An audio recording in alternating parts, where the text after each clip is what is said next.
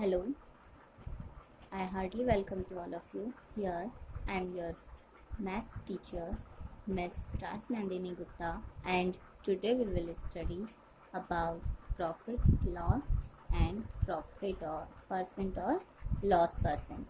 Okay, what is profit, what is loss, what is profit percent, and what is loss percent. But before starting the video, I want to tell you one thing. Please like the video and subscribe my channel. अगर आपको और भी कुछ topics पर video चाहिए तो आप comment section में जाकर उसके लिए आप उस टॉपिक का नाम बता दीजिए, तो उस पर मैं आपको वीडियो बना कर दे दूँगी. ठीक है, now let's start. What is profit and what is loss. Firstly we will study about this two things, profit and loss. These are the difference between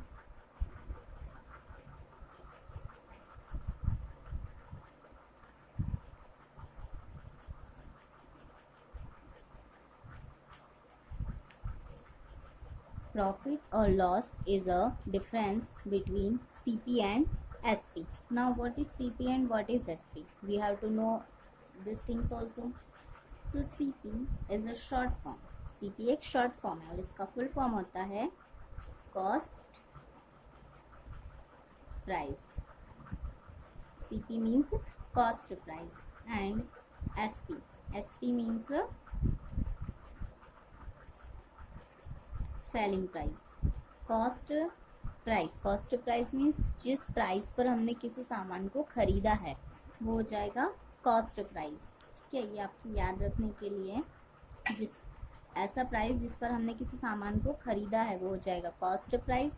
और सेलिंग प्राइस मीन्स कौन से कॉस्ट पर हमने किसी सामान को cell किया है. ठीक है, मतलब बेचा है, वो हो जाएगा selling price. For example, I purchased one pen. This pen I have purchased of 5 rupees and I have given to someone in 6 rupees. तो हमारे लिए CP मीन्स मैंने जिस कॉस्ट पर इस पेन को परचेस किया उसका कॉस्ट कितना है 5 रुपीज़, और जिस पर मैं सेल कर दूंगी तो SP कितना हो जाएगा 6 रुपीज़. ठीक है, अब CP और SP तो आपको समझ में आया कि जिस पर हमने परचेस किया वो हो जाएगा CP और जिस पर हमने सेल किया वो हो जाएगा SP.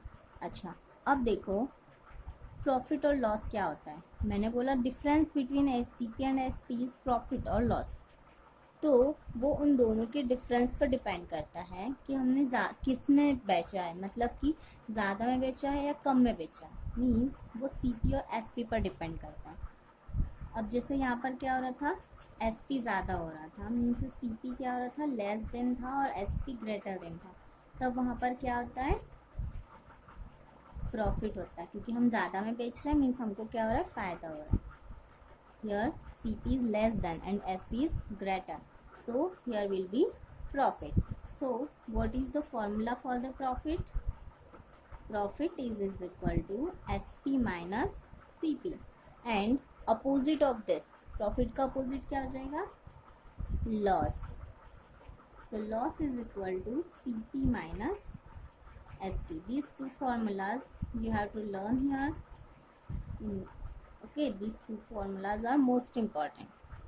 Profit is equal to SP minus CP and loss is equal to CP minus SP. Now see the next thing, how to find out this thing. For example, I have told you CP is 500 rupees. I have purchased one shirt that's cost is 500 rupees and I have sold or I have sold this shirt in 750 rupees. अब बताओ मुझे profit हुआ या loss. Of course profit. Why, because SP is greater than CP. So I got here profit of how much rupees. So profit is equal to SP minus SP minus CP. We know. So we will put the values. SP is equal to 750 minus CP is equal to 500. So 750 minus 500, it will be 250. So it will be our profit. आप इसको rough पर solve भी कर सकते हो. कैसे, rough is equal to 750 minus 500 minus कर लेंगे. 5 minus 0 5, 7 minus 5 will be 2. So our answer will be 250. Okay, now let's come to the next topic, how to find out the loss. Same thing है, हमने अभी जैसे पढ़ा उसमें क्या हो जाएगा, अगर सीपी ज़्यादा हो, for example I have purchased the same shirt in 500 and I have given or I have sold that shirt in 400 rupees. So in that condition CP is greater than SP, means we got here loss. हमको loss हो जाएगा. Loss कितने का हुआ? C. We know loss is equal to CP minus SP. So loss equal to CP कितना है हमारे पास? 500 minus SP कितना है? 400. 500 में से 400 माइनस कर दिया तो 100. तो हमको लॉस कितने का हो गया? 100 रुपीज़ का. ठीक है. अब नेक्स्ट टॉपिक है हमारा profit percent and loss percent. अब प्रॉफिट परसेंट लॉस परसेंट कैसे कैलकुलेट होता है?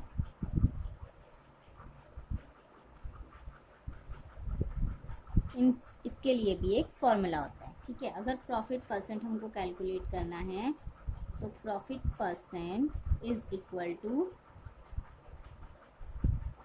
Profit upon CP. प्रॉफिट में 100 का मल्टीप्लाई करना है और सीपी से डिवाइड करना है. ठीक है. और अगर लॉस कैलकुलेट करना है तो loss percent is equal to loss into 100 divided by CP. हमको दोनों कंडीशन में सीपी से ही डिवाइड करना है. ठीक है. प्रॉफिट है तो प्रॉफिट में 100 से मल्टीप्लाई करके सीपी से डिवाइड करना है, और अगर लॉस हो रहा है तो वहाँ पर हमको लॉस में 100 से मल्टीप्लाई करके सीपी से डिवाइड कर देना है. ठीक है. Now see the example. If I purchased a notebook of ₹25 and I sold that notebook in 30 rupees. So what I got here? Simple. SP CP is less than SP, और I can say SP is greater than CP. SP क्या है? CP से बड़ा है. तो यहाँ पर हो जाएगा इसको प्रॉफिट. तो प्रॉफिट क्या होता है? SP minus CP. तो प्रॉफिट हो गया 30 माइनस 25. तो प्रॉफिट कितने रुपीज़ का हो गया हमारे पास? 5 रुपीज़ का. अब हमको कैलकुलेट करना है प्रॉफिट परसेंट, और प्रॉफिट परसेंट का फॉर्मूला होता है प्रॉफिट इंटू 100 अपॉन CP. चलो कैलकुलेट करते हैं.